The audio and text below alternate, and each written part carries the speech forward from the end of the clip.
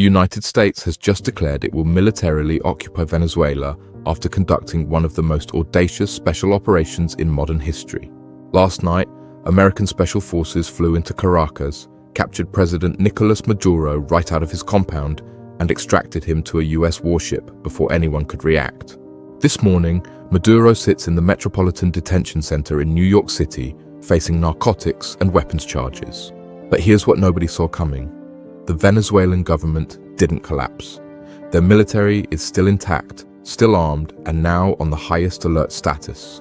We're watching something unprecedented unfold, and the implications stretch far beyond Venezuela's borders.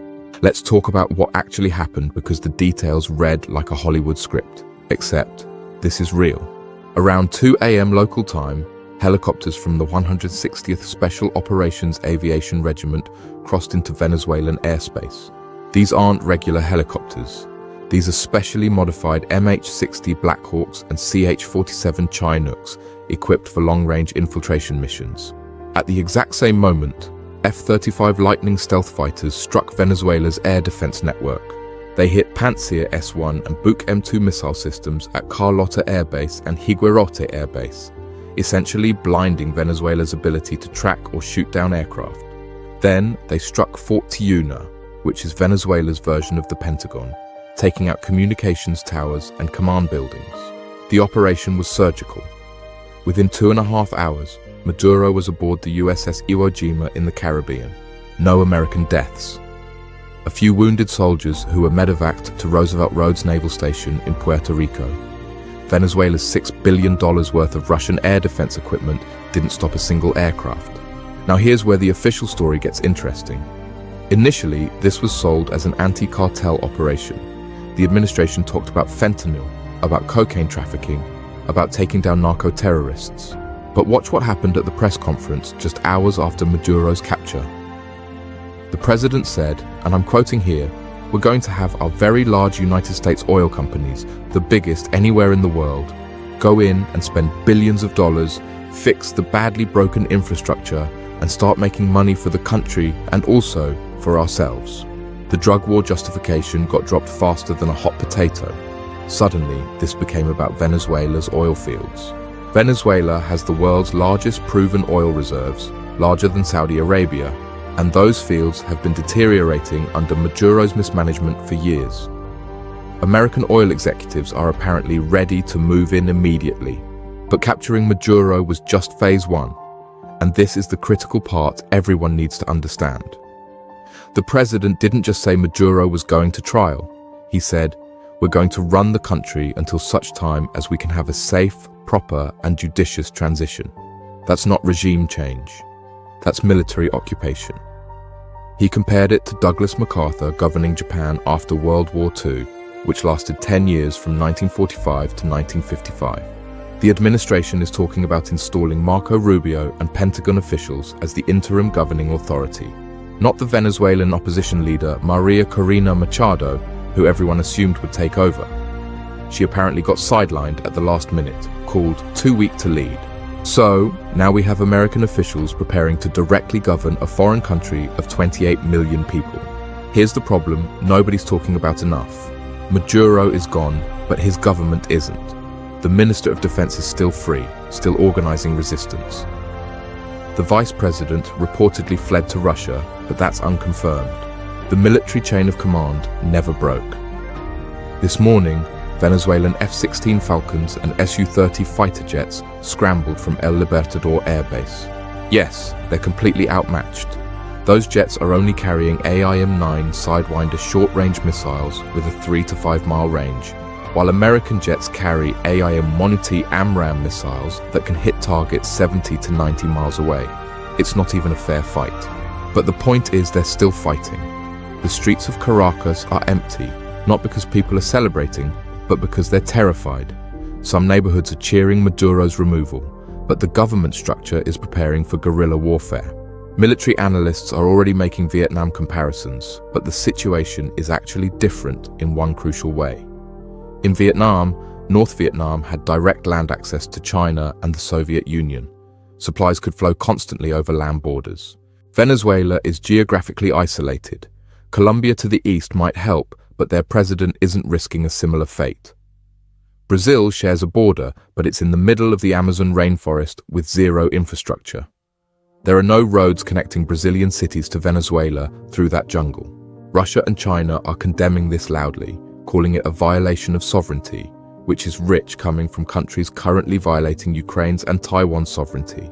But they can't easily resupply Venezuelan resistance fighters. The best they can do is fly cargo on IL-76 transport planes into Tehran Imam Khomeini International Airport, and even that's getting noticed.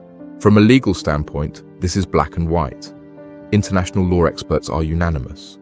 This violates Article 2, Paragraph 4 of the UN Charter, which prohibits the threat or use of force against another state's territorial integrity or political independence. There are only two exceptions: UN Security Council authorization or legitimate self-defense against an armed attack. Neither applies here. Even if you could prove Venezuela was shipping drugs, that doesn't legally justify invasion and kidnapping a head of state. Maduro has sovereign immunity as a sitting president. The International Court of Justice has been clear about this for decades, but the US isn't asking permission, and that's creating a massive precedent problem. The strategic question is whether America can handle this right now. Over 20% of US naval forces are currently deployed around Venezuela in the Second Fleet area. Meanwhile, Iran is in the middle of a revolution with armed clashes between rebels and the Islamic Revolutionary Guard Corps. And China just conducted Operation Justice Mission 2025 around Taiwan with hundreds of aircraft. The military is stretched across three potential major conflicts simultaneously. If Venezuela turns into a prolonged occupation, requiring 100,000 troops on the ground, where do those forces come from? What happens next depends entirely on whether Venezuelan resistance fades or intensifies over the coming weeks. If the military fractures and surrenders, this could be over in months. If they retreat into the mountains and cities for guerrilla warfare, we're looking at years. Either way, the world just watched America openly violate international law and declare it will occupy a sovereign nation for its oil. That's not speculation, that's what was said at the press conference. China and Russia are taking notes, and the post-World War II rules-based international order just took another massive hit. In the dead of night, on January 2nd, 2026, over 150 American aircraft converged on Caracas in what President Donald Trump called the most audacious military operation since World War II. The target wasn't a terrorist compound or a weapons facility. It was Venezuelan President Nicolás Maduro and his wife Cecilia, who are now in US custody aboard the USS Bataan. Trump posted the raid footage himself on Truth Social, soundtracked to Fortunate Son, showing explosions ripping through the Venezuelan capital. Within hours, he declared something that sent shockwaves through Beijing, Moscow, and Tehran. We're going to run Venezuela until such time as a proper transition can take place. But this wasn't just a regional operation gone rogue. This was the United States crossing a red line that China, Russia, and Iran had been warning about for years. And now the question everyone's asking is, what comes next? China's foreign ministry issued a statement calling the operation deeply shocked and a blatant violation of international law. But here's what makes this explosive. A Chinese envoy was meeting with Maduro just hours before American forces struck. Think about that timing. Chinese officials were potentially on the ground or narrowly missed being there when US troops moved in. For Beijing, this isn't just about Venezuela, it's about precedent. If Washington can militarily remove a leader of a country where China has invested billions, where does it stop? And China has invested heavily. By October 2025, China was importing 663,000 barrels of Venezuelan oil every single day, representing a massive 80% of all the oil Venezuela was selling to the world. Meanwhile, the United States was receiving a mere 128,000 barrels per day. This wasn't an accident. It was the result of a catastrophic American strategy that started in early 2025. Let me take you back. In April 2025, the US government rolled out what economists called a financial nuclear option, secondary tariffs. The mechanism was brutal.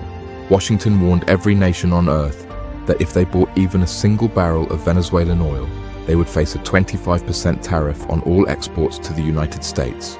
Not just oil, everything. Electronics, furniture, agricultural products. The average US tariff hovers around 2%, so this 25% tax would make any country's goods uncompetitive overnight. The goal was mathematically simple: reduce Venezuela's oil exports to zero. But American policymakers made a fatal miscalculation.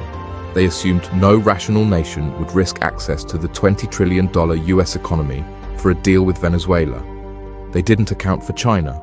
By 2025, China and the US were already deep in a trade war. Chinese exports had been facing significant tariffs for years. So when Washington threatened a new 25% tariff, Beijing's economists did the math and realized this wasn't a deterrent. It was merely an adjustment to existing reality.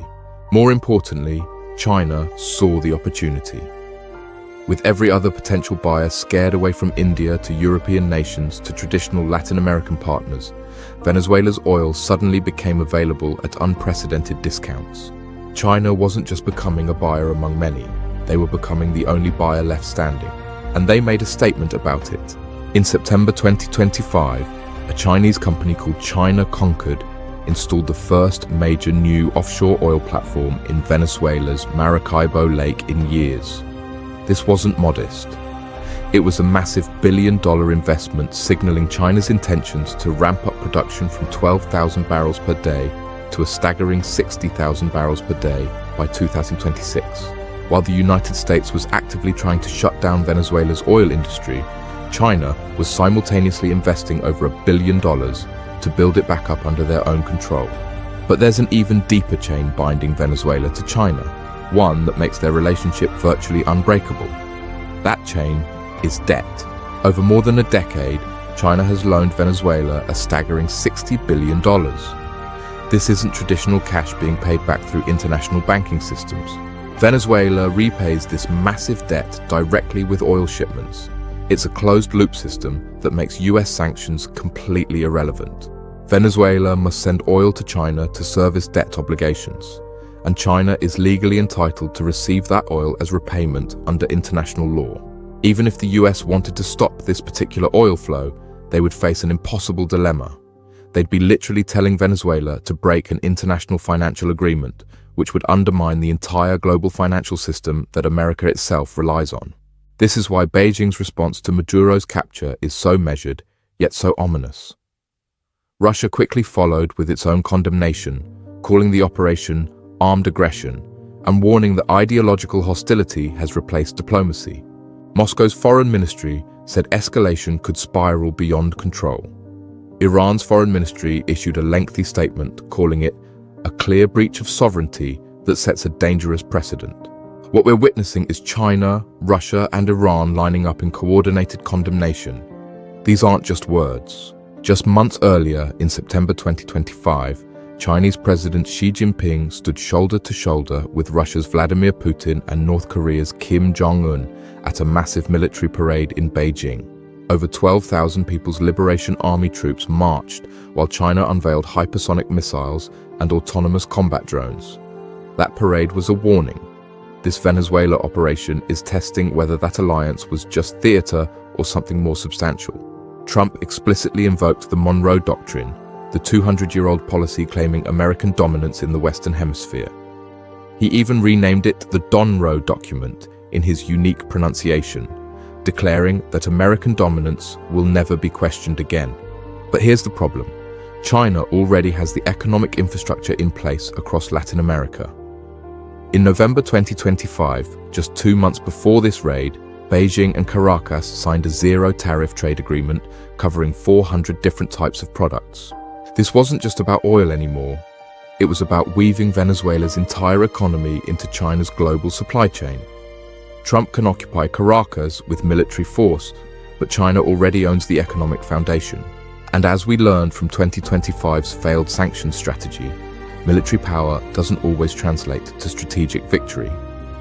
Maduro is in US custody, but Venezuela's future may already belong to China. And Beijing is not known for accepting losses quietly.